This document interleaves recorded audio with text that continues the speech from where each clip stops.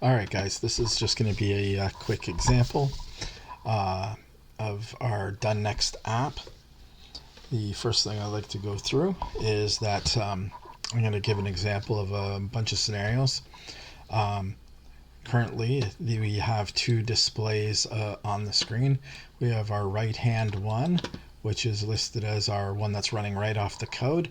It's running the Pixel 6 emulator under Android Studio, and on the left hand side, we have our Android 9 phone with the screen display on the PC.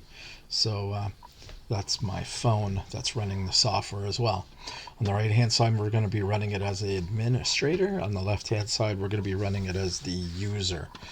I'm going to go through some of the basic functionality that we built in and explain some of the stuff that we have added in recently. Just letting you know that I've also have on our Google thing that I've just updated another version.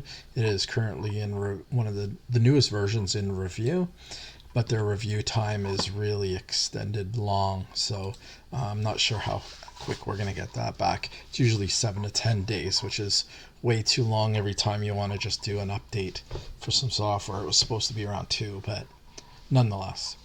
Okay, so the first thing off is I'm going to log in as the administrator on the right hand side, and you'll see that it comes up default with the last person that I connected with. I'm going to go to the reoccurring tasks, and I've got a bunch of reoccurring tasks that I can assign.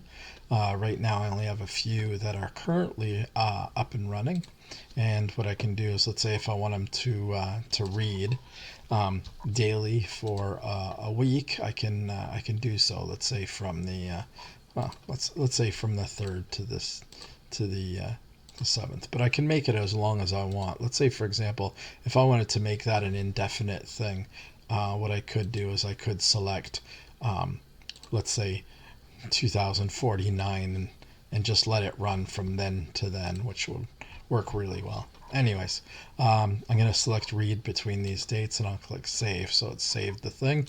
Now if I go to side, I will see that it has the read on the assigned lists.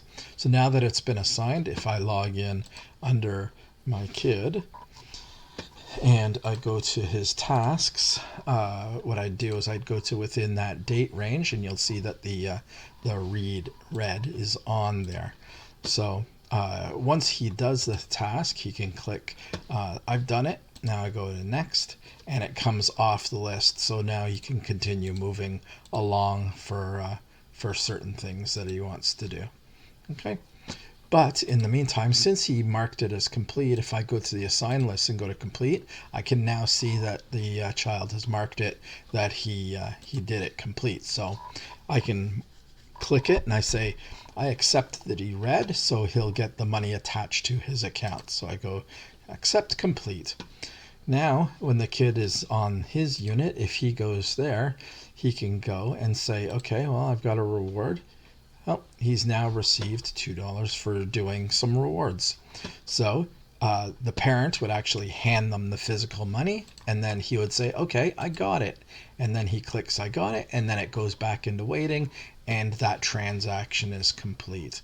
So that's a transaction from 1 to 1. Okay, so that's all the functionality that works back and forth between the administrator and the kid. Works kind of neat, and you don't have to do it like every two. Like theoretically, the way it would work is that at the end of the month, the kid would go, or the parent would provide them the money, or wherever they get paid. So it makes it easy for the parent.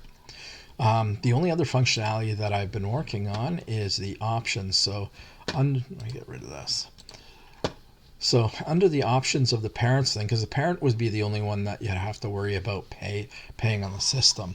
So the other option that I've built in is the subscriptions. Under options, we can have stuff like light and dark themes and stuff like that. None of that's been built in yet, but that's stuff we can add later. But the one that was primary was the subscription options. So if you click on that, basically it'll bring you up to the subscription page, and it's actually very detailed about the way subscriptions work. It won't work under an emulator. You can only run it on a real phone like this one here. but you also have to make sure that that it's the version that you have with the subscription is under production. And right now, mine is still waiting to be approved. But the way it works is, let's say they come down here and they can click on the question marks. It'll give them some information about what they get for the monthly and the yearly fees. And then once they're ready, they can click monthly, and then the little subscription window would open up here. But once again, the emulator won't allow that. And that's the functionality for the subscription that we put in. And that's pretty much it. The only other things that we added were the onboarding. If you go to the onboarding, it does the little title and the graphics and tells you a little bit about it.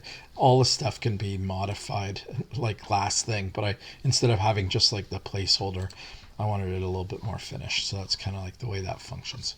So that's the additions from the last time that you saw it, and that's it for today. So if you have any questions or comments, please contact myself or my group. Thank you very much.